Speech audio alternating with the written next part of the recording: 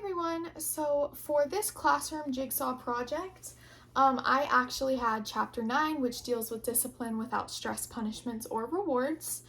I decided to make an anchor chart or a poster, I guess you could call it, for this particular chapter of mine. This is kind of just a poster that goes over an overview of chapter 9 and the different aspects that deal with discipline without stress, punishments, or rewards. And then I will finish with a scenario on what that would actually look like in the classroom. Now that I'm filming this video, I can see that this particular anchor chart is extremely small and you probably are not going to be able to read it. So I'll just kind of go over the overview of what is on my poster, and it will just go into further detail about the aspects in chapter 9 and how to deal with discipline without stress, punishments, or rewards. So this particular chapter began with a philosopher named William Glasser, which I have up here, kind of drew him. William Glasser is the philosopher that came up with the hierarchy of social development. This particular chapter kind of correlates with chapter 1 dealing with choice theory.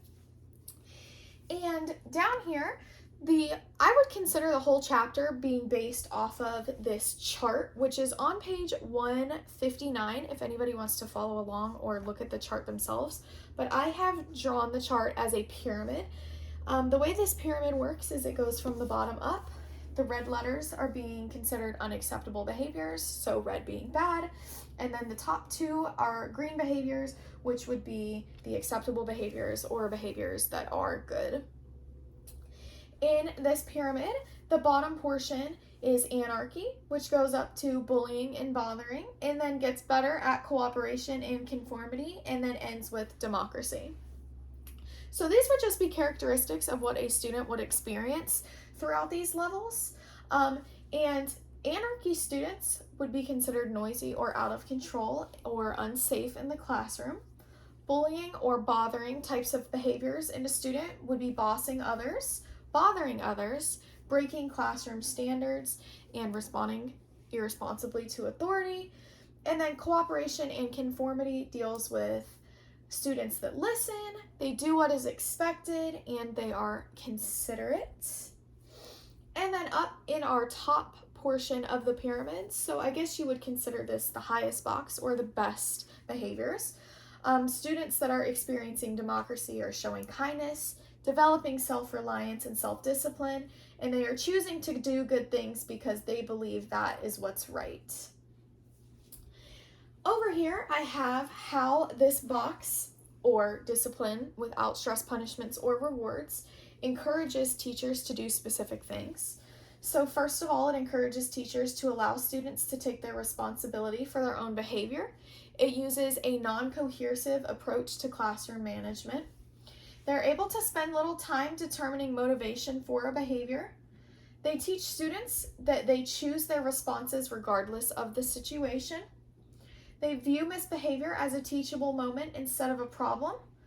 They ask questions to effectively guide students to reflect and self-evaluate. And teachers are able to establish an environment that's safe for all of their students. I do apologize again because this is super tiny, but the purpose of discipline without stress, punishments, or rewards in a classroom behavior management system, it helps stop distractions. It actually isolates students from the activity. It gives students a responsibility, which in turn produces activity that encourages reflection. Students are actually able to reflect on their behaviors and determine what their behavior actually is, which you'll see that when I kind of go over the scenario. And it also allows the teacher to return to the lesson promptly. So by having these students reflect on the behaviors essentially on their own with the guidance of the teacher, teachers are able to have the students complete these different types of forms, which I will go into further detail about. But it allows the teacher to have them complete them on their own, and then they regroup in the end, which allows the teacher to return back to the lesson promptly. Down here, I have the 3 steps that kind of go along with how this classroom management system plays a part in discipline without stress, punishment, or rewards. I've kind of drawn a little smiley face down here, which would essentially be the teacher. So the first step to this would have the teacher actually teach the concept. So that would be going over the vocabulary words with the students, making sure that the students know what the words mean, what the categories or the behaviors would actually look like for each category. So just practically going over the vocab and making sure that the students are understanding what level A, level B, level C, and level D, and their acceptable or unacceptable behaviors would look like. Then the teacher goes on to a check for understanding. This is not actually asking questions to the student, but more of an understanding in the moment. So we all have been in a situation where the teacher gives us the evil eye and we know that we need to regroup and either be quiet or get back to what we were working on. So this would become just an eye contact type situation. The teacher's checking that the student understands, hey, you need to get back on task and we'll regroup later. So our third option down here, or the third step in this teacher's checklist, would be guided choices. So these guided choices are given to the student. Most of these are done through a form, and they consist of what did I do, what can I work better on, how can I manage my behavior. It's just easy questions for the student to actually be able to look back on the behavior that they broke in meeting the class standards. So it would have them do a self-diagnostic referral if behaviors did not stop. The self-diagnostic referral is the final or kind of an added step out to this 3-step. It follows a 3 strikes and you're out kind of motivational stage. So they teach the concepts, which would be the vocabulary, they check for understanding, and then they are given guided choices. And if behaviors don't seem to get any better, the self-diagnostic referral is given out, which would involve all 3 of these forms or letters, and then it would have a parent be brought in, or a principal, or say a student's aide, something along those lines. But this is pretty much an overview of chapter 9, and I will go ahead and get out my scenario. I actually have it straight from the textbook because I wasn't sure what discipline without stress punishments or rewards was until reading further into this chapter, and I felt that the scenario from the book on page 173 kind of helped me understand what exactly this would look like in the classroom, so that's what I want to share for my scenario. So this scenario begins in an 11th grade classroom where a teacher starts going over his lesson and a student walks in late. Instead of the teacher saying, hey, you're late, what's wrong? He actually just gives the student some eye contact and tells him, hey, go onto your desk, start working. So he's late to the class, but he is welcomed in by the teacher. So the student is again late a few days later, and when she comes to class, the teacher says, what level are you exhibiting when you arrive late to my classroom? So the level that the student would be exhibiting would be one of these behavior types, and the student is then able to start to reflect on what their behavior would look like. So the student drops her head and answers, I know it's a level B, I'm sorry, I'll try to be on time from now on. I'm really, really sorry. So she begins to acknowledge her level. The teacher does kind of interrupt her and say that it's not necessary to explain why she's late. He just wanted to make sure that she knew that by being late to the class, she did not meet the standards for that class. So in here for level B, which would be bullying or bothering, that actually goes along with breaking the class standards. And in this case, I would say that her behaviors are more bothering by causing a disruption, coming in late, rather than bullying, because she's not actually bullying other students or the teacher himself. So once she's accepted that her behaviors are not acceptable and she's identified the level B, the teacher then kind of goes back on with the class. A week passes and the student then is late to class again. When she enters, the teacher has a form for her to complete. And he says, I would like for you to complete this form. Would you like to do it now or after class? So he's giving the student a choice on when she wants to actually regroup these behaviors or revisit the behaviors that she's experiencing.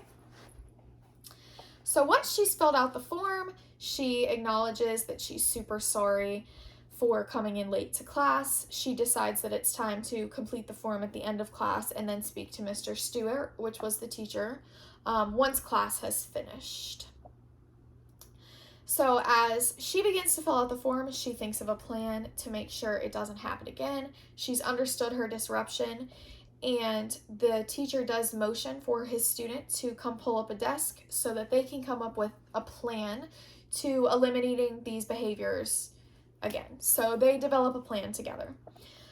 Essentially, the student begins to tell the teacher that her class was too far away from her locker. She has PE all the way on the other side of the school. Her books are inside of her locker on the other side of the school, so when she goes from PE to her locker, the bell's already rung, and then she has to walk to the other side to come back to his class.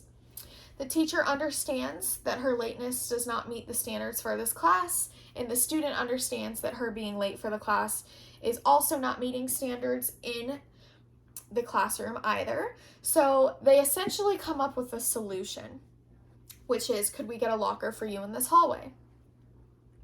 They decide that that's not the best thing to do because then they would be late, the student would be late to other classes by having the locker in the opposite hallway.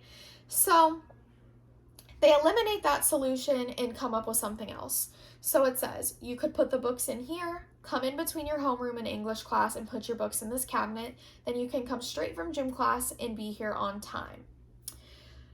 They decide that this is the plan that will work best for the student and the teacher as well by eliminating behaviors of coming in late and being disrupting or bothering by breaking the class standards. And so the teacher then regroups and says that he's super proud of her. They think they've developed a great plan. They shake hands and the teacher says, thanks for helping. And the student says, thank you for helping me and understanding my problem. I think discipline without stress, punishments, or rewards is it's not a difficult approach to classroom management. It's just something that I think a lot of us haven't heard of before, so it makes it a little difficult in understanding the scenario. That's why I specifically chose the one from the book, because I've never seen this take place in an actual classroom thus far. But I think that it was important that the teacher fully listened to the student, understanding the problem that the student had and helping develop a plan with the student to help them overcome this obstacle or this disruptive behavior. I think it's important for us as future teachers to actually listen to the problems that the students have, because sometimes an issue, a behavioral issue, is something that the student doesn't have so much control over. I know this is big in high school with kids being late to class and having lockers somewhere else, which in this scenario, it did take place in an 11th grade classroom. So I think that it's important that we do fully listen to our students and help them come up with a plan that helps them as well as helps us, so we can get back to engaging in the lesson together promptly. So I hope everyone enjoyed my anchor chart presentation for Chapter 9 on discipline without stress, rewards, or punishments. And I look forward to seeing everyone else's. Have a good day.